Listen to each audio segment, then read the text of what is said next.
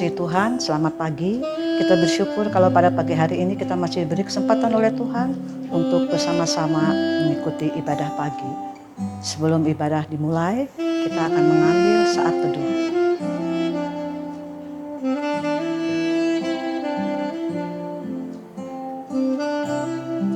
Selesai. Sebagai lagu pertama, kita akan menaikkan pujian. Terima kasih Tuhan.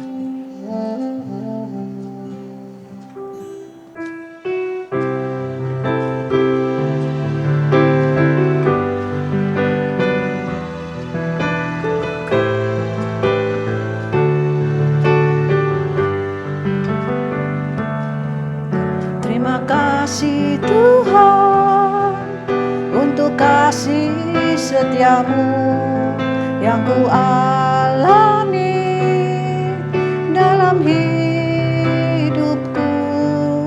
Terima kasih Yesus untuk kebaikanmu sepanjang hidupku.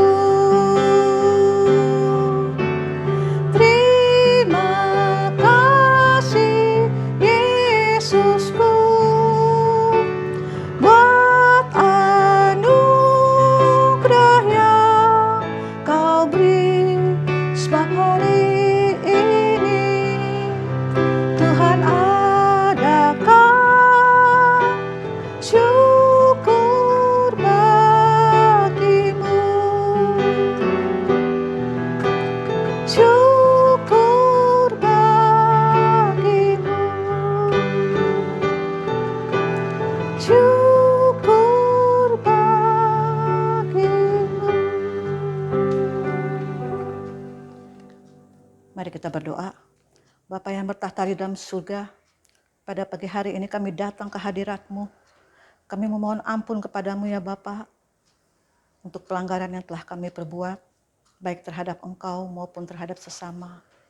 Ampuni ya Bapa. Sebentar kami akan menaikkan puji-pujian, kami akan menaikkan doa-doa syafaat, dan kami akan mendengarkan kebenaran dari firman-Mu.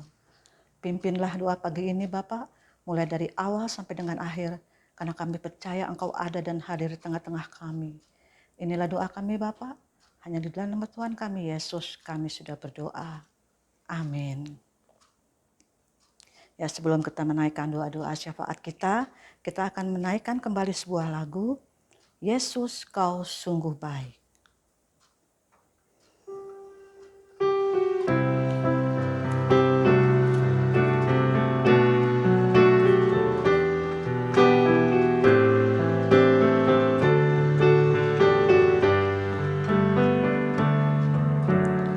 Yesus, Kau sungguh baik. Yesus, namamu indah.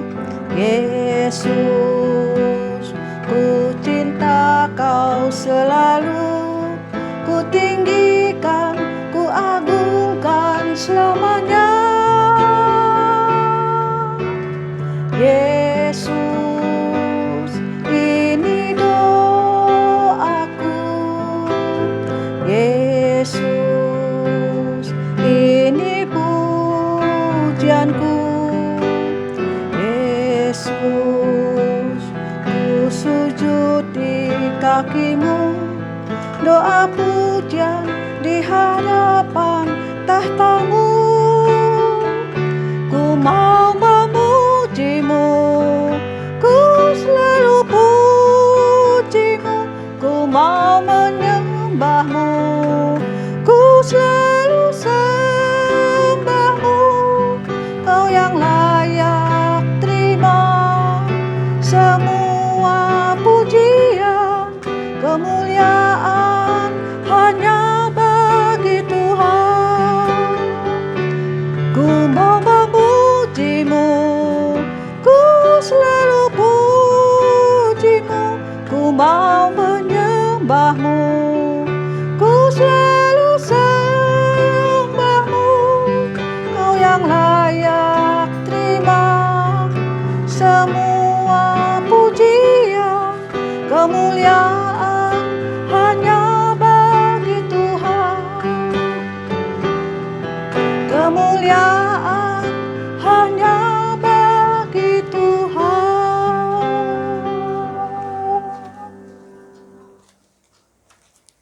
Bapak Ibu, kita akan masuk dalam doa syafaat.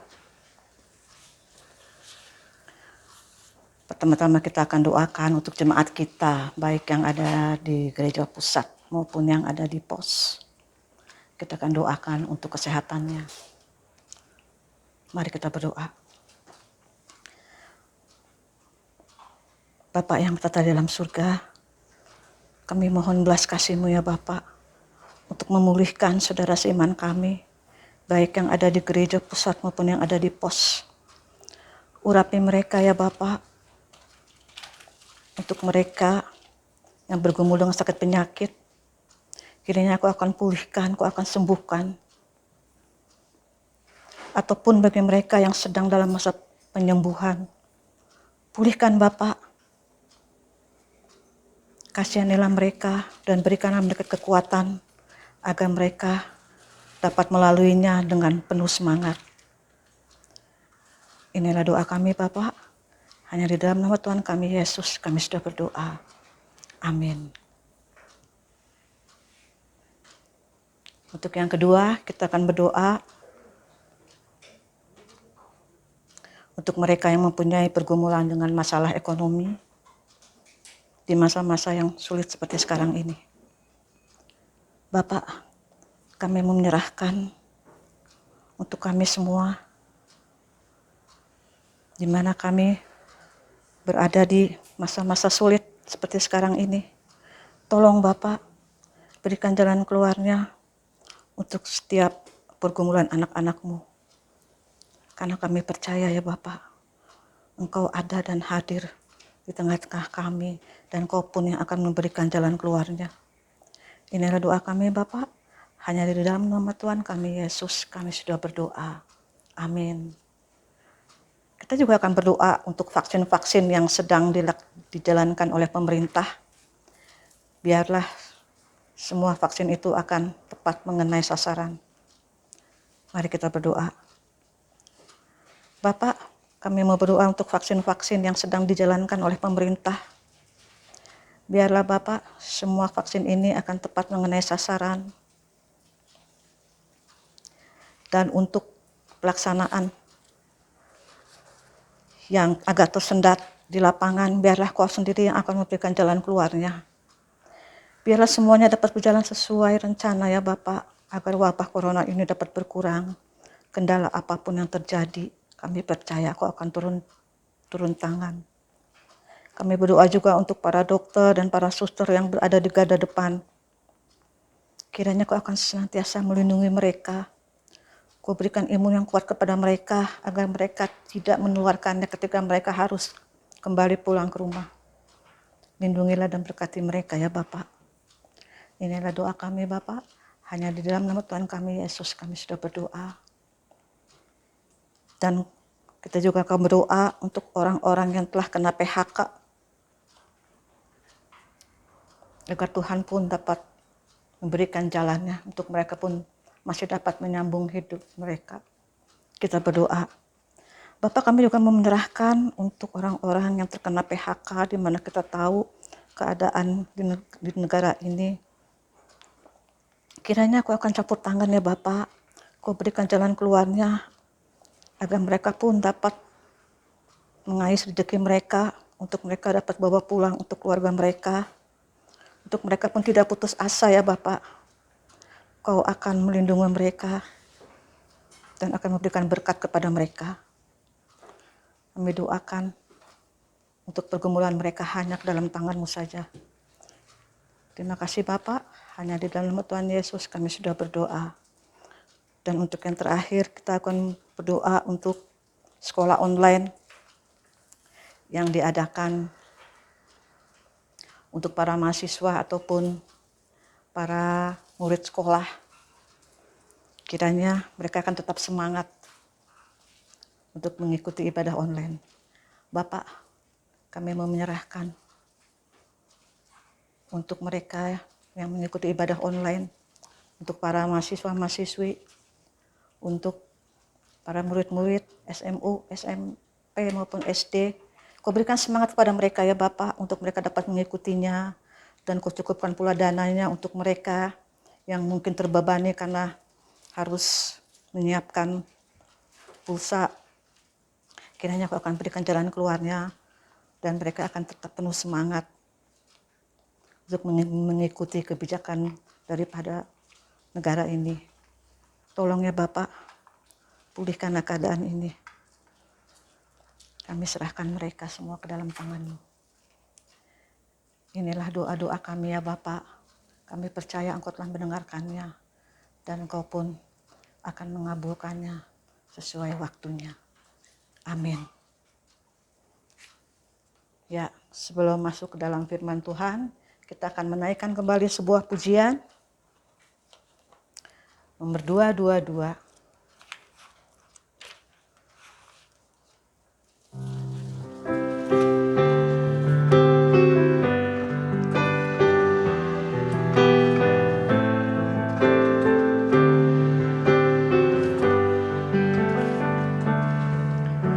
Siapkan hatiku Tuhan untuk dengar firman-Mu saat ini.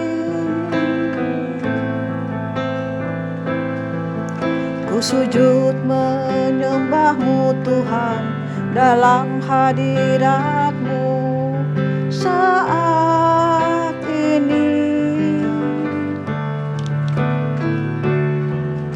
Curahkan urapan-Mu Tuhan bagi jemaat-Mu saat ini. Ku siapkan hatiku Tuhan untuk dengar firman-Mu.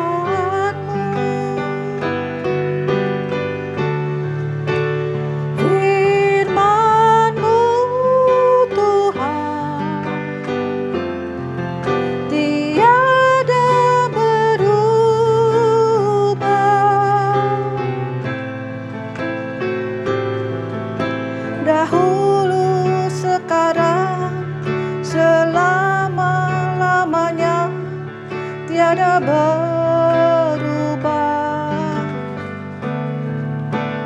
Firman-Mu Tuhan, penolong hidupku. Ku siapkan hatiku Tuhan untuk dengar firman-Mu. Ku siapkan hatiku Tuhan untuk dengar firman-Mu.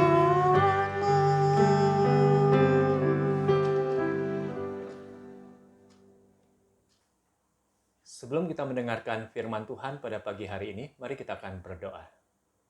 Bapa, kami bersyukur dalam ibadah persekutuan doa pagi hari ini. Kami mendapat kesempatan kembali untuk bisa mendengar firman-Mu. Engkau berbicaralah kepada kami ya Tuhan, karena kami telah siap untuk mendengarkannya. Roh Kudus tolong kami, untuk kami bisa mengerti apa yang kami dengar. Di dalam nama-Mu Tuhan Yesus kami berdoa. Amin. Kita akan buka bersama-sama Alkitab kita dari Injil Yohanes pasal yang ke-9, ayat 1 sampai ayat yang ke-7. Yohanes pasal yang ke-9, ayat 1 sampai ayat yang ke-7, saya akan membacakan dan jemaat sekalian silakan untuk mendengarkannya bersama-sama. Waktu Yesus sedang lewat, ia melihat seorang yang buta sejak lahirnya. Murid-muridnya bertanya kepadanya, "Rabi, siapakah yang berbuat dosa, orang ini sendiri atau orang tuanya, sehingga ia dilahirkan buta?" Jawab Yesus, "Bukan dia dan bukan juga orang tuanya. Tetapi karena pekerjaan-pekerjaan Allah harus dinyatakan di dalam dia."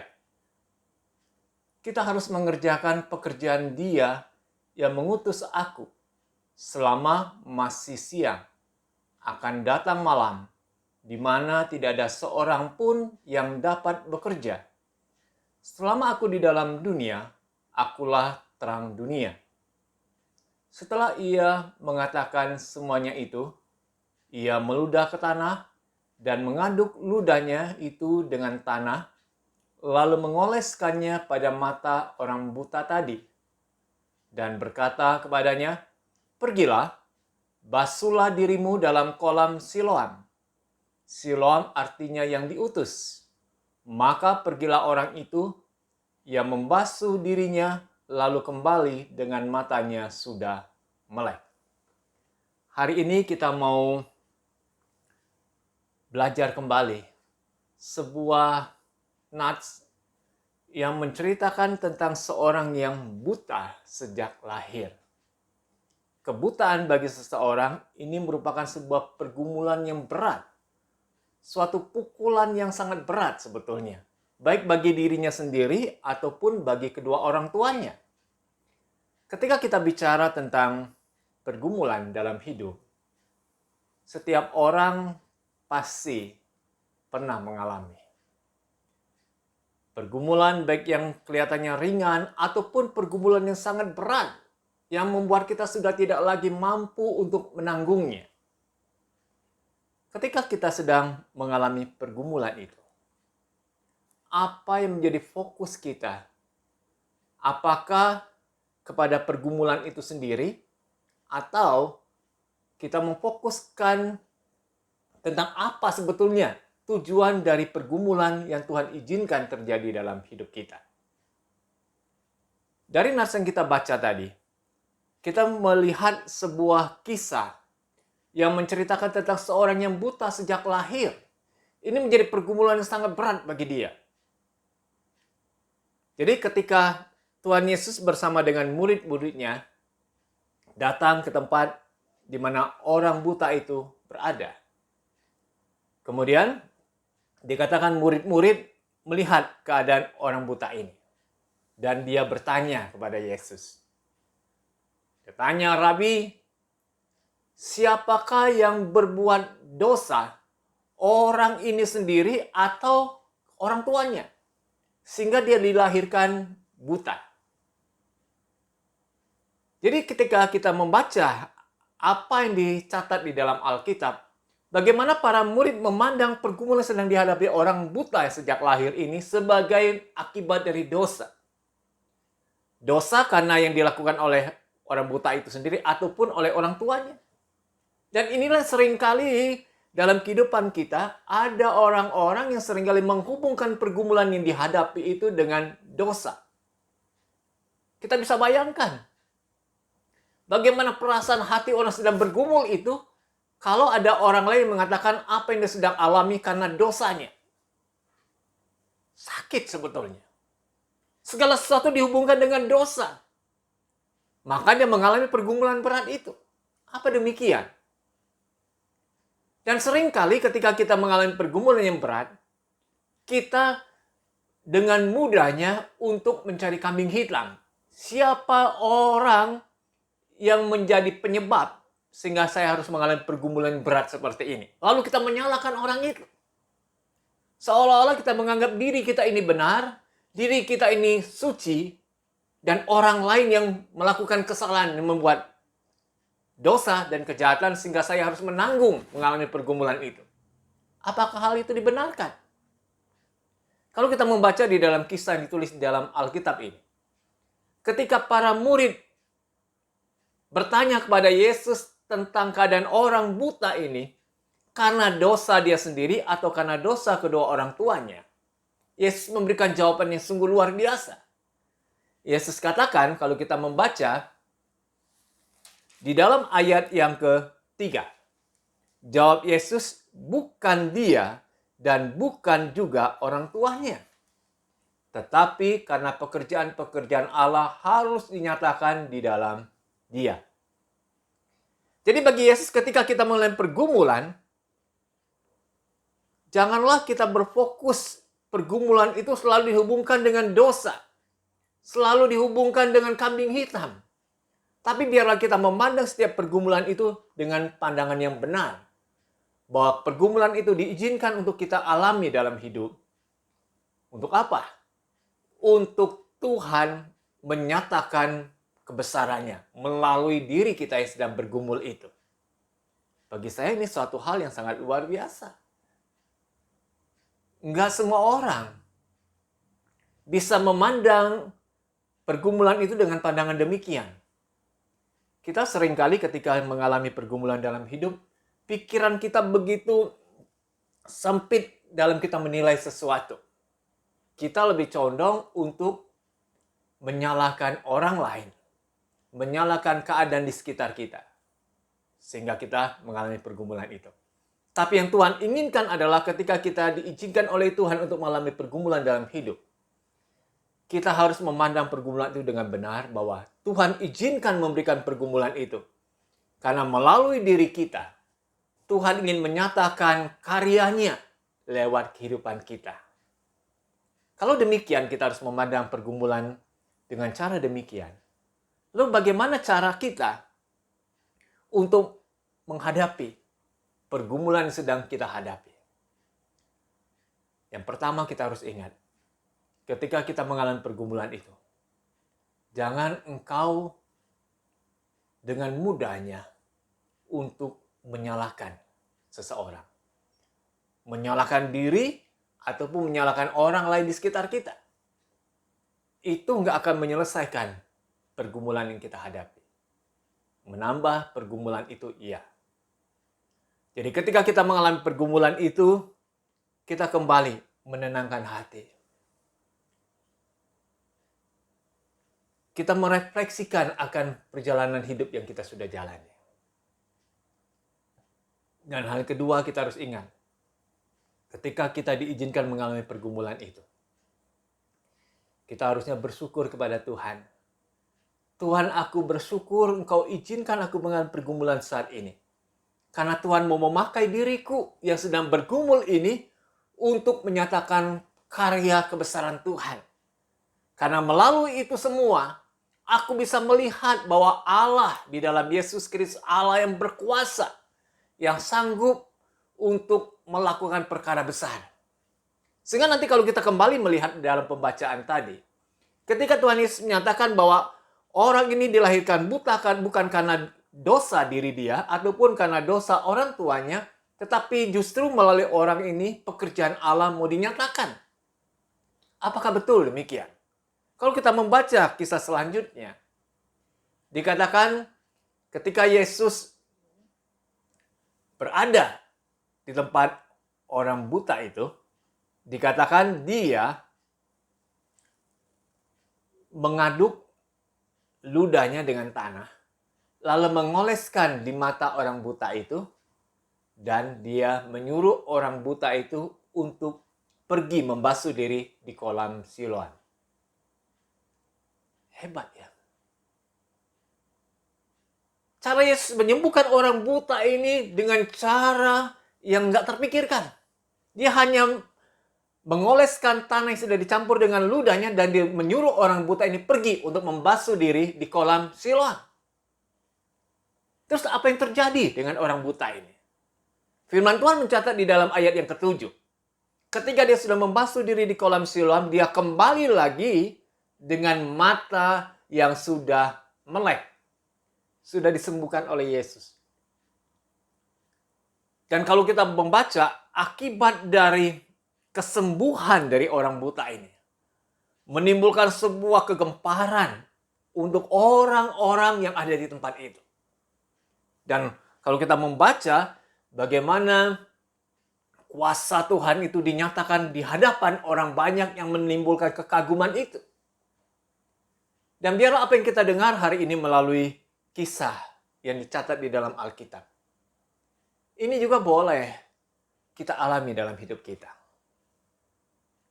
Saya yakin setiap jemaat yang hari ini ikut di dalam ibadah persekutuan doa pagi, mungkin ada di antara jemaat yang sedang mengalami pergumulan yang berat dalam hidup ini. Ingatlah bahwa ketika engkau diizinkan oleh Tuhan harus bergumul dengan pergumulan yang berat itu, jangan engkau mencari kambing hitam. Kalau engkau mencari kambing hitam, tidak akan menyelesaikan pergumulanmu itu. Tetapi biarlah engkau mengarahkan pandanganmu memandang pergumulan itu dengan benar. Bukan lagi engkau tertuju kepada dirimu sendiri memandang pergumulan itu, terus menyalahkan diri, tetapi engkau memandang kepada Tuhan. Tuhan yang mengizinkan pergumulan itu engkau alami. Karena Tuhan mau memakai dirimu untuk menyatakan kuasa Allah. Melalui apa yang kau alami saat ini, Tuhan mau memakai dirimu untuk menjadi saksi akan kebesaran Allah itu. Sehingga pada saat kau harus bergumul, engkau bisa menenangkan hatimu. Engkau bersyukur kepada Tuhan. Tuhan, aku bersyukur karena aku dilayakan untuk dipakai menjadi alat di tangan-Mu. Dan hendaknya ketika engkau sedang mengalami pergumulan itu, engkau berdoa kepada Tuhan. Sampaikan kepada Tuhan apa yang sedang engkau gumulkan.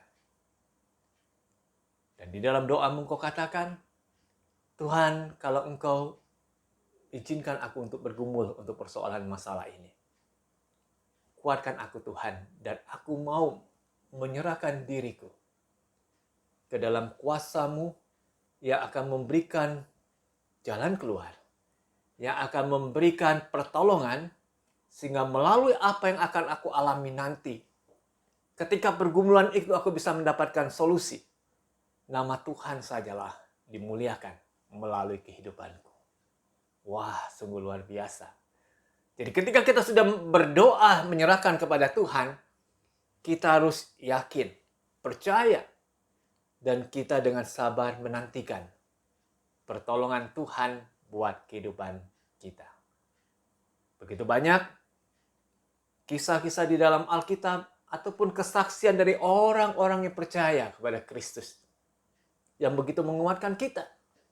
Ketika Tuhan menyatakan pertolongannya dan apa yang terjadi atas diri orang ini yang telah mengalami pertolongan Tuhan membawa kemasyuran bagi nama Tuhan. Nama Tuhan dikenal, nama Tuhan dimuliakan oleh banyak orang. Amin, firman Tuhan. Mari kita akan berdoa. Terima kasih Tuhan Yesus buat firman-Mu pagi ini. Biarlah setiap kami ketika diberikan pergumulan ujian dalam hidup kami boleh memandang dengan pandangan yang benar. Bahwa apa yang Tuhan izinkan itu, justru Tuhan mau memakai diri kami untuk menyatakan kuasa Allah. Sehingga nama-Mu semakin dikenal, membuat takjub, dan menjadi sebuah kesaksian melalui kehidupan kami. Terima kasih Tuhan untuk pagi ini. Dalam ibadah persekutuan doa pagi, kami bisa kembali mendengar akan firman-Mu. Dan sesaat lagi kami akan mengakhiri ibadah ini. Kami akan melakukan aktivitas kami sepanjang hari ini. Kau sertai kami dan Engkau tuntun langkah kami. Di dalam nama-Mu Tuhan Yesus kami berdoa. Amin. Baik Bapak Ibu, sebentar kita akan mengakhiri doa pagi kita. Sebelumnya kita akan menaikkan pujian Bapak terima kasih.